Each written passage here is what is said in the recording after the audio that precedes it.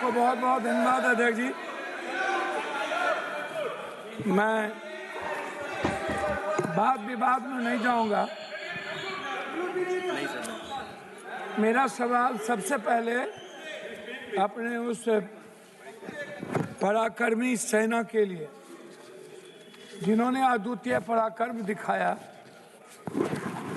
भले ही हमारे नीति ने उनके पराक्रम को लक्ष्य तक नहीं पहुंचाया, लेकिन हम सब का जीवन, मन, धन, सेना के आजीवन उनके परिवार के प्रति समर्पण। जो भाई बहन, जो हमारे परिवार के लोगों ने इस देश के 26 शहीद को हम लोगों ने खोया, हृदय की गहराइयों से मैं उनको श्रद्धांजलि देता हूं। साथ साथ कश्मीर के उन अवाम को जिन्होंने आज़ाद हिंदुस्तान में हमेशा शहादत दी है हर मोर्चे पे, मैं उस परिवार को, उस पिट्ठू भाइयों को, उस घोड़े वाले को, सभी अवाम को जिन्होंने पूरे देश के उस पहलगाम में हमारे बच्चे भाइयों की हिफाजत की, उसको दिल की गहराइयों से पूरे सदन और देश हम सब उनके प्रति कृतज्ञ हैं। जनाब, पुलवामा क्यों? पुलवामा के बाद 18 23 घटना। अध्यक्ष भैया एक मिनट, भैया प्लीज हमारे बीच में ना बोलिए। पुलवामा के बाद लगभग उड़ी से लेकर के पहलगाम तक छोटी और बड़ी लगभग 23 से 24 बड़ा हमला हुआ। 11 साल नरेंद्र भाई मोदी जी प्रधानमंत्री रहे। 370 की ढिढोरा पीटी गई। कहा कि 370 के बाद आतंकवादी कमजोर हो जाएंगे और खत्म हो जाएंगे। 370 के बाद आतंकवादी हमला बढ़े, हमारे सैनिक जवान की शहादत हुई और हमारे भारत के स्वाभिमान और सम्मान पर ठेस पहुंचा। मेरा सवाल सरकार से है कि 3 क्विंटल बारूद पुलवामा में जो आए और पुलवामा के घटना के बाद आप एक नया चुनाव लड़ लिए। कम से कम भगवान का तो राजनीतिकरण होता ही है। इस देश की जब आप राष्ट्रवाद की बात करते हैं तो आपको मानवतावाद को पहले बात करना पड़ेगा। हमारे डिफेंस मिनिस्टर संगच्छध्वम संबद्धध्वम समवो मनांसि जानताम देवा भाग्यम यथा पूर्वे संजानना उपासते समानी वयाकुति समाना हृदया निभा समानो मस्तो नमा यथा वह सुशासन। एक लाइन बोले और लाइन वो भूल गए।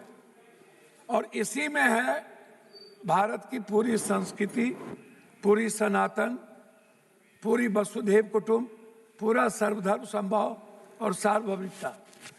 इससे हमारा भारत पूरी दुनिया में गौरवान्वित होता है।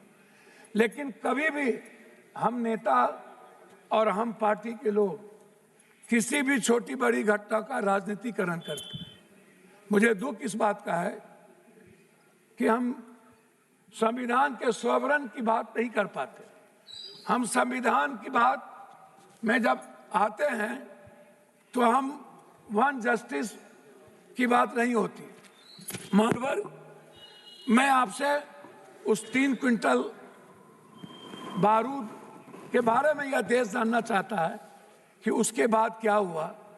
पुलवामा पे चुनाव लड़ लिए, लेकिन पुलवामा के लोगों, जिन लोगों ने घटना की, जो लोग हमारे भारत में भी गद्दार थे, क्या उनके बारे में कभी इस सदन में चर्चा? जैसे नोटबंदी की नहीं हुई, जीएसटी की नहीं होती, उसकी बात नहीं हुई। आ गए पहलगाम। आप इंटेलिजेंस फेल्योर की बात हम करते हैं। पुलवामा में भी इंटेलिजेंस फेल्योर था। आप, हमारे सैनिक को सब कुछ पता था, आपने उसको दबाने का प्रयास किया। हमारे सैनिक दुनिया से लड़ सकते हैं। पाकिस्तान की बात मत करिए। आप कहते हैं पाकिस्तान हमारे मंत्री कह रहे थे पाकिस्तान मेरे सामने कुछ नहीं है। आप उठते सोते पाकिस्तान, कब्रिस्तान, शमशान, ईद, बकरीद, तलाक, एनआरसी के अलावे पाकिस्तान जितना आपने किया उतना हम सनातन कर लिए होते तो हमारी किस्मत चमक गई। पाकिस्तान की बात कोई और नहीं करता। पाकिस्तान की बात करके आप राजनीति को जिंदा रखते हैं, क्योंकि आपकी दुकान सिर्फ पाकिस्तान से चलती है। जिस दिन हिंदू मुसलमान करना आप बंद कर दीजिएगा उस दिन एक सीट नहीं जीत पाई। अब पहलगाम के बाद आपने राजनीति कर ली, आप भावनात्मक सिंदूर के सवाल को ले आए। मैं पहला सवाल आपसे पूछूंगा कि हमारे 150-200 मीटर पर सैनिक थे, उन्हें खबर नहीं थी कि पहलगाम के पर्यटन के लिए केंद्र खोल दिया गया। हमारे कश्मीर फोर्सेस को पता नहीं था, हमारे किसी इंटेलिजेंस को पता नहीं था। आखिर वो कौन से ऑर्डर कहां से गए, दिल्ली के किसके ऑर्डर थे कि पहलगाम को खोला गया?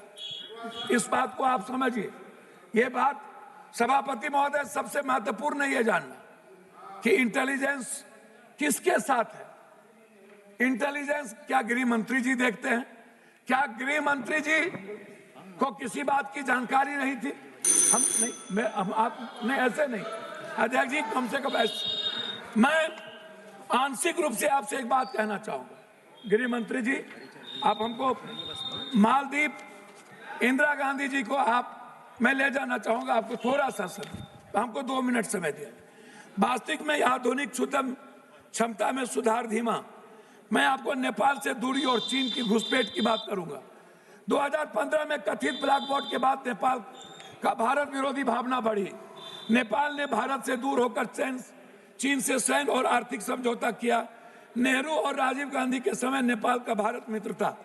मालदीव में इंडिया आउट पर्यटन बहिष्कार, 2023-24 में भारत विरोधी बयान, भारत सेना की वापसी। मालदीव ने चीन की गोद में जगह बनाई, भारत मौन रहा। इंदिरा गांधी के समय भारत मालदीव समुद्री संरक्षक। सीएए बीएसएफ गोलीबारी, बांग्लादेश और भारत विरोधी माहौल, भारत के खिलाफ जनभावना बढ़ी। चीन ने वहां बंदरगाह परियोजना शुरू की। 1971 में इंदिरा गांधी बांग्लादेश बनवाया। श्रीलंका ने, मैं लास्ट कर रहा हूं सर, श्रीलंका ने रद्द किए भारतीय अनुबंधन। नए राष्ट्रपति ने भारत समर्थित समझौता रद्द किए दिए चीन। ईरान से रिश्तों में गिरावट, चाबहार पोर्ट परियोजना धीमी हो गई। राजीव और इंदिरा जी के समय ईरान भरोसेमंद साझेदार था। SARCC, BIM, STC निष्क्रिय। चीन से डर और अमेरिका। अब लास्ट में कर रहा हूं, तुर्की के साथ टकराव और व्यापारिक गिरावट, व्यापार, विमानन और डिप्लोमेसी।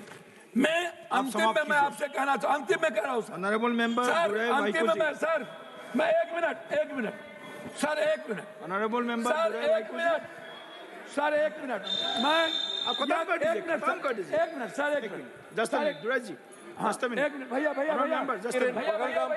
ऑनरेबल मेंबर भैया खत्म कीजिए सर। मैं 1 मिनट जानना चाहूँ, आधा मिनट। मैं अंत करूंगा कि इजराइल को छोड़ के पहली बार आजाद हिंदुस्तान में रूस ने भारत का सपोर्ट नहीं किया। हम चीन के सारे संपत्ति, सारे व्यापारिक चीजों को हम बढ़ावा देते हैं। चीन हमारी जमीन को हथियाता है। हम चीन पर एक बार हिम्मत और औकात नहीं होती है बात करने की। हमारे सेना को लड़ने की ताकत है चीन से, अमेरिका से। அவைத் தலைவர் அவர்களே, காஷ்மீரின் பகல்காம் பகுதியில்